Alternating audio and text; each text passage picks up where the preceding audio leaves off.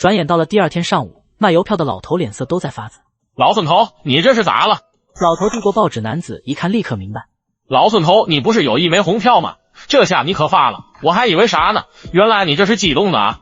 越是这么说，老孙头越是痛苦，那感觉就如前列腺肿大。此时的铁柱、岳林、王霞三人来到了市里，但他们没有摆摊，而是来到周恒的住处。铁柱买了一堆东西，别管周恒什么态度，先把礼送上再说。然而开门的却是周恒的妻子方淑仪。这不是琳琳吗？你咋来了？快点进屋。阿姨，我来看看您跟周叔叔，这是我给你们买的，还有野生的平湖鲤鱼，让你们尝尝鲜。到自己家来玩，还带什么东西啊？快点坐，我去给你们倒茶。阿姨，你别忙了，怎么不见周叔叔啊？他啊，一大早就去邮局看邮票去了，现在那邮票就好像他的命一样。原来周恒的爱好是集邮啊，这下可好办了。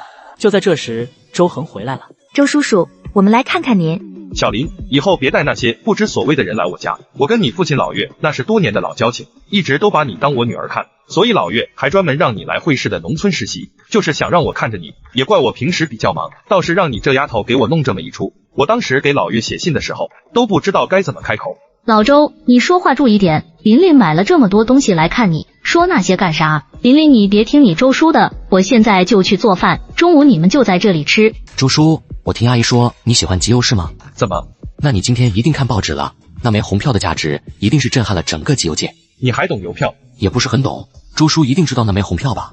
现在的红票可值钱了，这邮票最早出现在帝都，也不过只有1万枚，在省城还能看到几个，到咱这样的城市基本是看不到的。因为这次错版印刷，让这枚红票瞬间成为收藏的珍品，可以说是绝世罕有。据说咱会市有1枚红票，我之前去市场想看看这枚红票，可惜已经被人买走，遗憾没有看到那枚红票，估计以后也很难看到了。周叔，这是不是您说的那枚红票？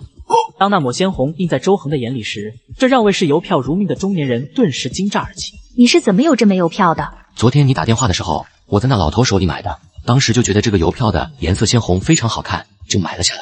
没错，这就是那枚红票，太难得，太珍贵了。原来买走红票的人是你啊，那么你打算出手吗？老实说，这枚红票是我花80块买的，但它现在的价值最少值8000，而且随着时间、炒作等等，未来会继续的升值，或者多年之后可能连8万、80万都有可能。那么周叔您打算多少钱买呢？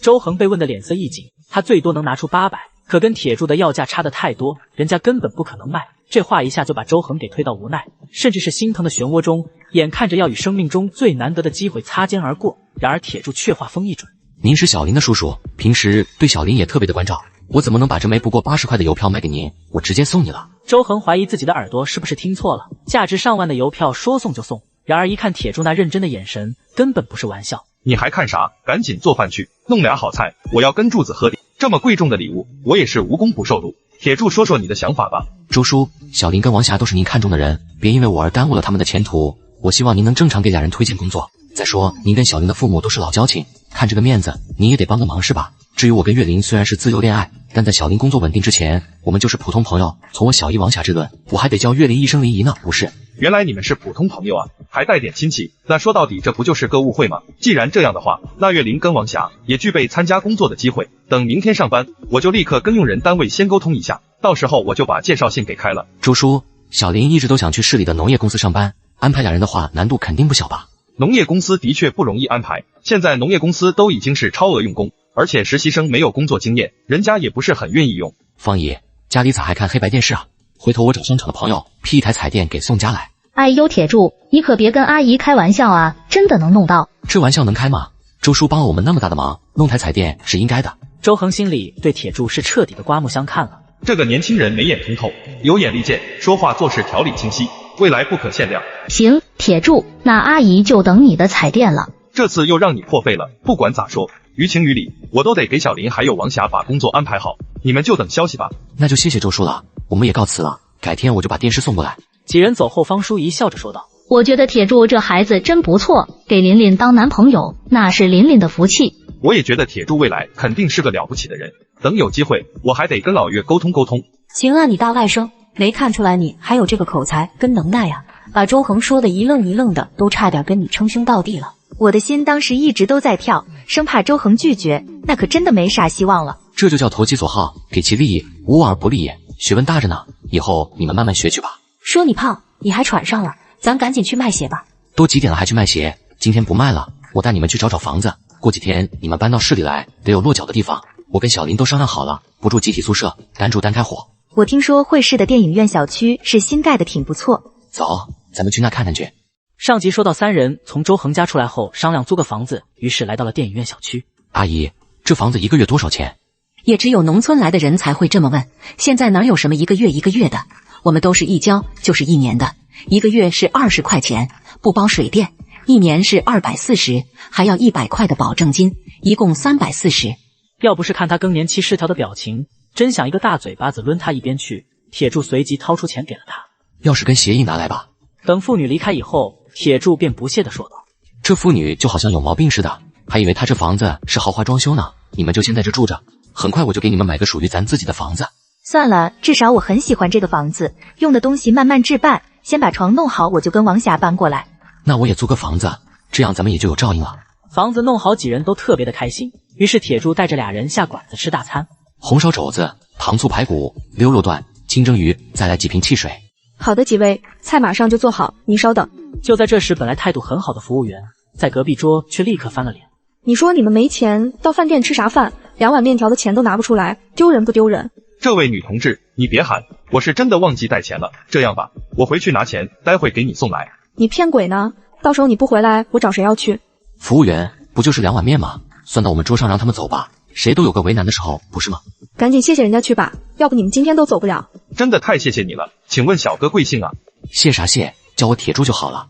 你好，铁柱，我叫高劲松，那个是我的妹妹高佳秀，她今天从农村来市里看我，带她来吃碗面，一时着急换了衣服就没带钱。对了，我在市勘探公司上班，你在哪儿工作？明天我把面钱给你送去。快8毛的不至于，如果没吃饱，跟我们一起吃点吧。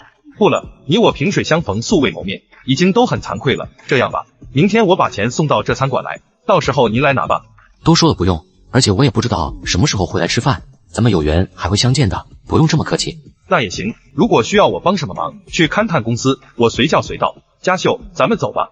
高佳秀虽然一直都低着头，可她的目光还是从铁柱的脸上划过。对于没有见过世面的她来说，觉得能够帮助他们的铁柱给了她很大的安全感，也觉得这个年纪跟她相仿的男人很是帅气。随后俩人便离开了餐馆。吃完饭回到上平村，铁柱才回到家。楚喜先便火急火燎地说道：你可回来了，赶紧送我去市里。咋的了？你曹望叔又昏迷不醒了，傍晚的时候从市里回来的人说的，咱赶紧去看看。到了医院，就看见曹祥庚跪在地上，好像活不起了似的。老伙计，你可算是来了，这混账东西气死我了。曹旺就开始数落起曹祥庚来。原来曹祥庚去赌钱，不仅把做买卖的本钱都输了，连拖拉机都被他给输掉了。我不是也想多赚点钱交医药费吗？菜你也别送了，你自己不争气，我也帮不了你。铁柱，你再帮我一次吧，我保证再也不去赌钱了。你看我爸还躺在医院里，每天都要几十块钱，你不让我送菜的话，我拿啥给我爸交医药费啊？铁柱，你看在曹叔的份上，再帮他一次吧，怎么也得给他找个营生，是不是？可怜天下父母心，铁柱你就再帮他一次吧。明天你去拿大强的拖拉机，先去送菜，钱你省着点花，攒够钱你自己再去买一台，多了我也不说你，自己争点气吧。转眼第二天，铁柱带着岳林跟王霞继续去卖鞋，同时刘大强把拖拉机借给了曹祥庚，菜也送了，钱也拿到手了。可是曹祥庚路过那个赌窝的时候，又想起昨天输的钱，特么的，老子就不信今天还能输。到了傍晚时分，铁柱他们鞋子也卖完了，加起来10580块，过万了，这是不是就是万元户了呀？这是我人生的第一个1万块，很快就会有更多的1万块，甚至是100万、1000万、1万。只要我的人生有足够的动力，我这台赚钱的机器就会一直强劲的运行下去。我们绝对支持你。吃完饭回到家里的时候，就看见刘大强满脸着急的在等他。你可回来了，那曹祥庚把拖拉机借去，到现在还没有回来。我就不该有这个仁慈，曹祥庚这个混蛋肯定又去耍钱了，跟我来，咱们赶紧去找找。来到曹旺家里，就看到有几个不三不四的人。你们是谁？想干什么？你特么少管老子的闲事，给我滚开！再说一次。刘大强也不说话，随手捡起地上的石头，孙老六当即就怂了。曹祥庚输给我们8000块钱，除了拖拉机，还把这院子也抵给我们了。特么的，那是我的拖拉机，你们还给我！大强，别冲动，曹祥庚在哪？那会还在这呢，现在不知道，我们也是替人干活，愿赌服输，除非是拿8000块钱来，否则这些东西就是我们的了。钱我有，但是不能给你们，带我去见你们老板，我当面跟他说。行，那咱就走着吧。在他的带领下，来到了在会市东边一片贫民区的赌窝中。